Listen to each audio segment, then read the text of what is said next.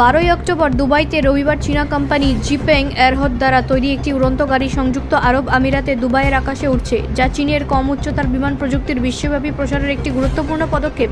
এই ফ্লাইটে কোম্পানির সর্বশেষ প্রজন্মের মডেল ল্যান্ড এয়ারক্রাফট ক্যারিয়ার প্রদর্শন করা হয়েছে, যার মধ্যে একটি স্থলযান যা মাদারশিপ নামে পরিচিত এবং একটি বিচ্ছিন্নযোগ্য এয়ার মডিউল রয়েছে।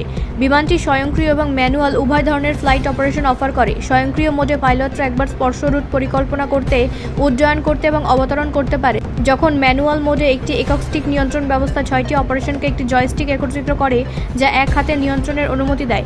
ফ্লাইট চলাকালীন এয়ার মডিউলের বিচ্ছিন্নতা এবং পুনরায় সংযুক্তির সম্পূর্ণ ক্রম প্রদর্শন করা হয়েছিল। জিপেং এয়ারহোত এই অঞ্চলে 600টির উড়ন্ত গাড়ির অর্ডার পেয়েছে, যা এখন পর্যন্ত কোম্পানির বৃহত্তম বিদেশি ক্রয়। দুবাইতে নিযুক্ত চীনা কনসাল জেনারেশন ও বকিয়ান এই সফল উড্ডয়নের প্রশংসা করেছেন এবং জোর দিয়ে বলেছেন যে চীন এবং সংযুক্ত আরব আমিরাত উভয় বৈজ্ঞানিক ও প্রযুক্তিগত উদ্ভাবনকে অর্থনৈতিক উন্নয়নের মূল চালিকা শক্তি হিসেবে বিবেচনা করে। এই ক্ষেত্রে দ্বিপাক্ষিক সহযোগিতা উভয় পক্ষের উদ্যোগ এবং ব্যবসায়িক সম্প্রদায়ের জন্য ভবিষ্যৎ সহযোগিতা সম্প্রসারণের জন্য একসাথে কাজ করার জন্য একটি অনুকূল পরিবেশ প্রদান করে, তিনি উল্লেখ করেছেন। জিপেং এয়ারহোত এর প্রতিষ্ঠাতা ঝাও ডেলি মধ্যপ্রদেশের ভবিষ্যতের গতিশীলতা বাজারে দৃঢ় আস্থা প্রকাশ করেছেন।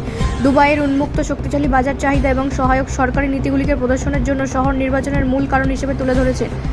ঝাওর মতে কোম্পানিটি 2027 সালের মধ্যে আঞ্চলিক বাজারে আনুষ্ঠানিকভাবে পণ্যটি চালু করার পরিকল্পনা করছে। জিপেং এয়ারহোত হল বৈজ্ঞানিক যানবাহন নির্মাতা জিপেং এর উড়ন্ত গাড়ির সহযোগী, যার সদর দপ্তর দক্ষিণ চীনের ওয়াডং প্রদেশে অবস্থিত।